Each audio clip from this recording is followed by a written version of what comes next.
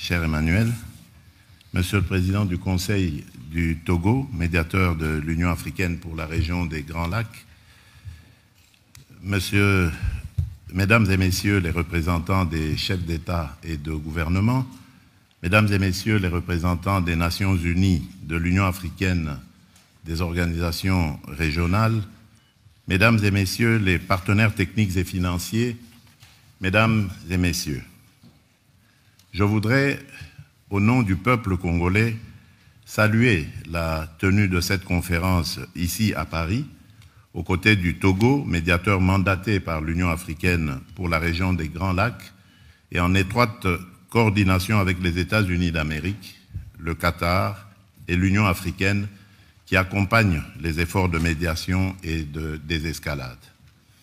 Votre présence est un acte politique, mais aussi et surtout un acte moral. Elle signifie que la souffrance humaine qui ravage l'Est de la République démocratique du Congo n'est pas ignorée. Elle signifie que la paix et la dignité des peuples des Grands Lacs engagent la communauté internationale tout entière. Car si nous sommes réunis aujourd'hui, c'est d'abord pour répondre à une triple urgence. L'urgence humanitaire, l'urgence sécuritaire et plus encore l'urgence de la paix. Mais notre responsabilité va au-delà de la gestion de l'immédiat. Il s'agit de jeter les bases d'une stabilité durable fondée sur 3 piliers indissociables. La protection des populations civiles, la recherche d'une paix juste et l'intégration économique régionale comme moteur d'une prospérité partagée, à la condition, bien sûr, qu'elle s'exerce dans un environnement apaisé, sans heurts et sans affrontements. Mesdames et Messieurs, depuis plus de 30 ans, l'Est de la République démocratique du Congo saigne d'une plaie qui n'a jamais été refermée. Ce n'est pas une crise passagère, c'est une tragédie qui a déplacé des millions de femmes, d'hommes et d'enfants, détruit des vies, brisé des familles, affaibli le tissu social et compromis l'avenir de toute une génération. La République démocratique du Congo fait aujourd'hui partie des pays les plus durement frappés par les déplacements internes, avec des millions de personnes contraintes de fuir les violences, notamment dans les provinces du Nord et du Sud Kivu. Cette situation dramatique est aggravée par la dégradation des infrastructures, l'insuffisance des financements pour l'aide humanitaire et la recrudescence des maladies. Les besoins sont immenses et immédiats. Protection des civils, prise en charge psychosociale, accès aux soins de santé, continuité éducative, sécurité alimentaire, accès à l'eau potable et à l'assainissement. Les données sont accablantes. En 2024, 26 millions de personnes en République démocratique du Congo étaient en situation d'insécurité alimentaire aiguë et près d'un enfant sur 2 de moins de 5 ans souffrait de malnutrition chronique. À la 45e semaine épidémiologique de 2024, 445 zones de santé sur 519 avaient déjà rapporté des cas de choléra et ou de Mpox. Ces chiffres ne sont pas des abstractions statistiques. Ils décrivent une urgence humanitaire absolue. La crise humanitaire en République démocratique du Congo est liée directement à des actions militaires menées par le groupe armé AFC M23, soutenu sur les plans logistiques, financiers et opérationnels par le Rwanda en violation flagrante de la souveraineté nationale et de l'intégrité territoriale de mon pays. Cette réalité est aujourd'hui documentée et reconnue, et elle a été rappelée par la résolution 2773 du Conseil de sécurité des Nations Unies, qui exige le retrait immédiat et inconditionnel de l'AFC M23 de toutes les zones qu'il occupe, y compris les centres urbains stratégiques, ainsi que le retrait des forces rwandaises du territoire congolais. Cette résolution n'est pas une opinion diplomatique. Elle est un impératif juridique et politique que chacun ici a le devoir de faire respecter. Mesdames et messieurs, depuis le début de cette année, les violences se sont intensifiées avec une brutalité rarement atteinte. Les offensives menées par le M23, l'AFC M23, dans des zones densément peuplées, ont provoqué des affrontements meurtriers et des déplacements massifs. Des villes entières ont été prises, des communautés déracinées, des quartiers vidés de leurs habitants. Les attaques ont visé des camps de déplacés, des hôpitaux, des écoles. Les violences sexuelles et les violences basées sur le genre sont utilisées comme armes de guerre. Des enfants sont recrutés de force. Des convois humanitaires sont pillés. Rien de tout cela n'est acceptable, rien de tout cela n'est défendable.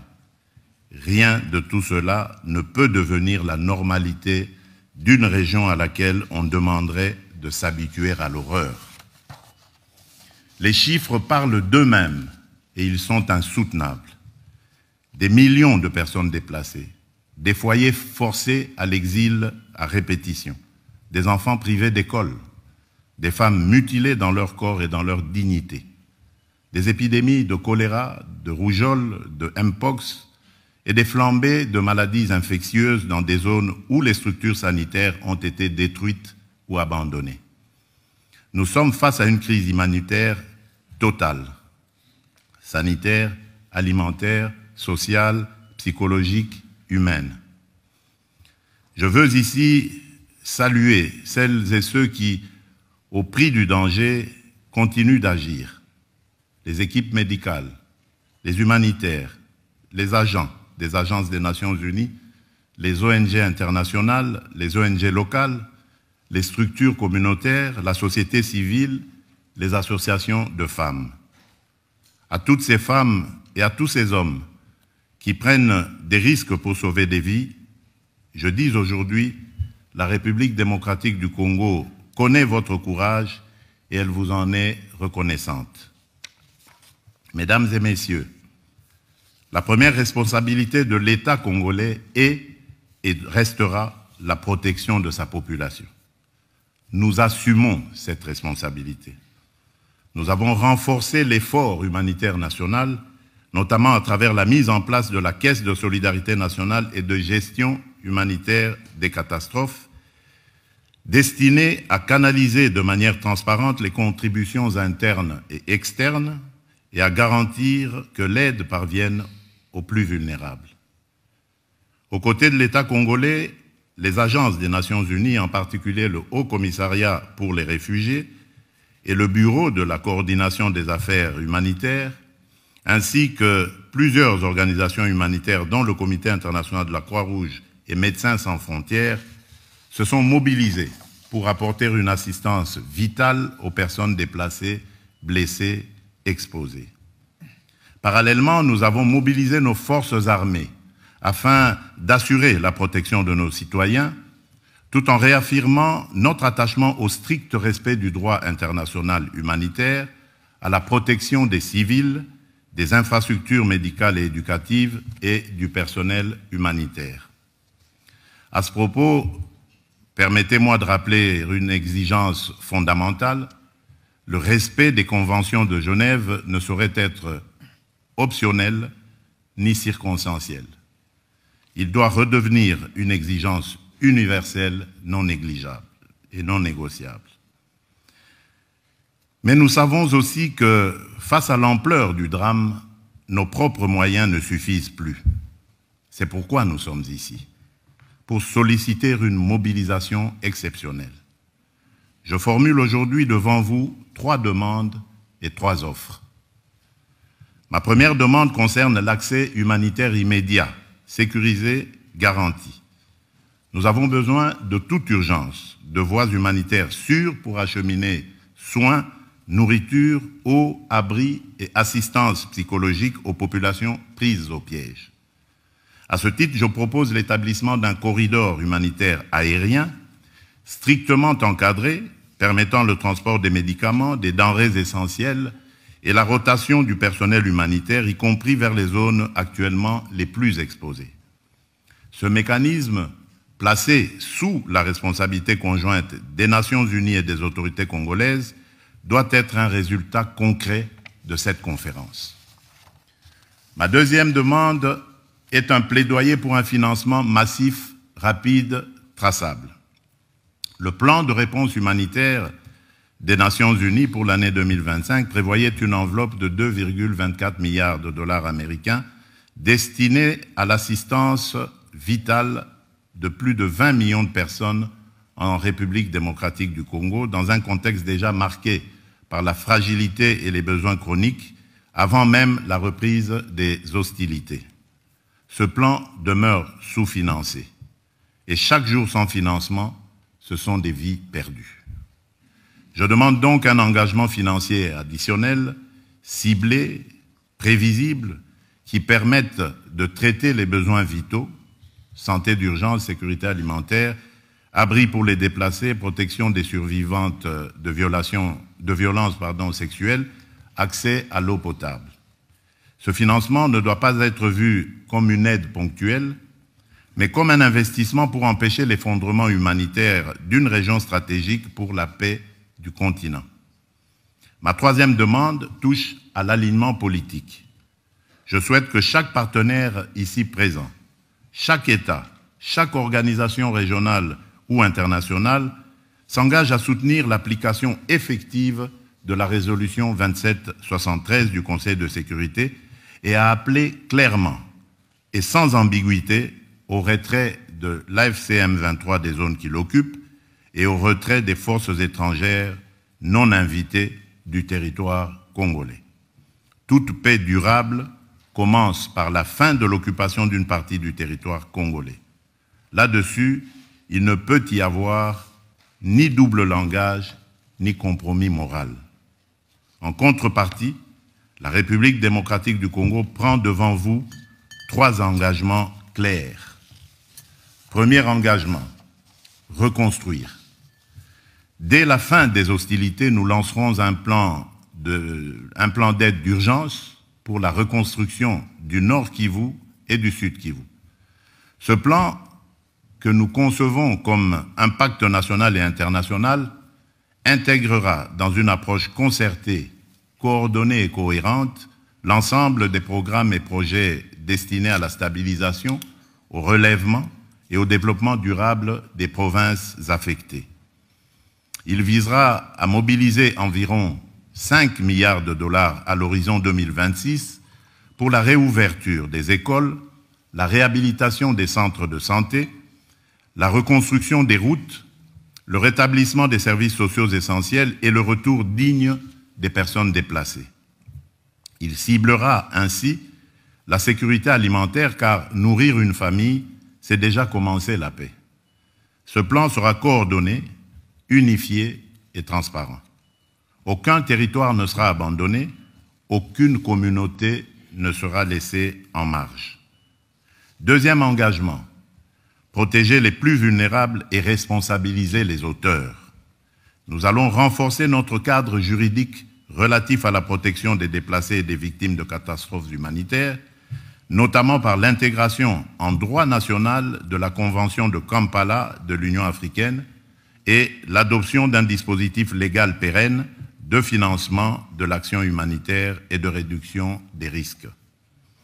Dans cette perspective, une loi sur le financement de l'action humanitaire et de la gestion des risques de catastrophe sera prochainement adoptée afin de doter le gouvernement de mécanismes pérennes de financement conformément au cadre de Sendai 2015-2030 pour la réduction des risques de catastrophe et aux engagements pris lors du sommet humanitaire mondial d'Istanbul en 2016.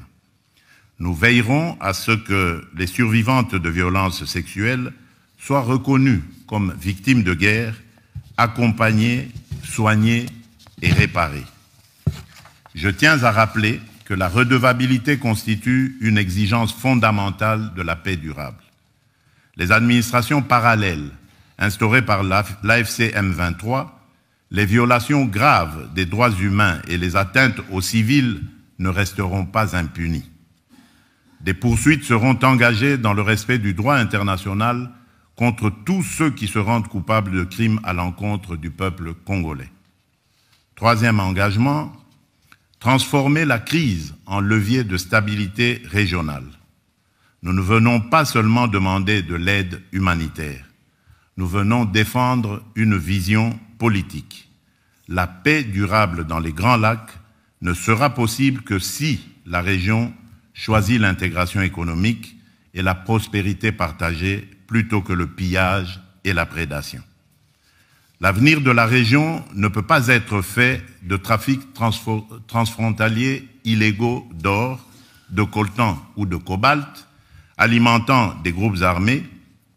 Il doit être fait de coopération économique formelle, d'infrastructures interconnectées, d'industrialisation locale, de valeur ajoutée créée sur le continent et d'opportunités offertes à la jeunesse. C'est cela, la paix durable. La sécurité est nécessaire à la prospérité. Mais la prospérité, elle aussi, est une condition de la sécurité. Mesdames et messieurs, ce qui se joue ici à Paris dépasse les frontières de la République démocratique du Congo. Il s'agit de savoir si la communauté internationale est prête à protéger des vies civiles aujourd'hui, pas seulement à commenter leur sort demain. Il s'agit aussi de savoir si nous sommes capables de reconnaître que la paix n'est pas un geste charitable, mais un investissement collectif dans la stabilité d'une région entière de l'Afrique centrale et orientale au cœur des équilibres du continent. Je voudrais, en terminant, m'adresser non seulement au gouvernement, mais au peuple français, au peuple togolais, aux peuples africains, aux peuples amis, à tous ceux qui nous écoutent. Je vous demande une chose simple, ne détournez pas le regard. Derrière chaque statistique que nous citons aujourd'hui, il y a un enfant qui dort sous une bâche au lieu d'un toit. Il y a une mère qui a fui sans rien emporter d'autre sauf la main de son enfant. Il y a une communauté qui refuse de mourir parce qu'elle croit encore en l'idée la plus simple, la plus belle et la plus juste, vivre en paix chez soi. Ce que nous demandons, c'est la vérité. Ce que nous demandons, c'est la justice.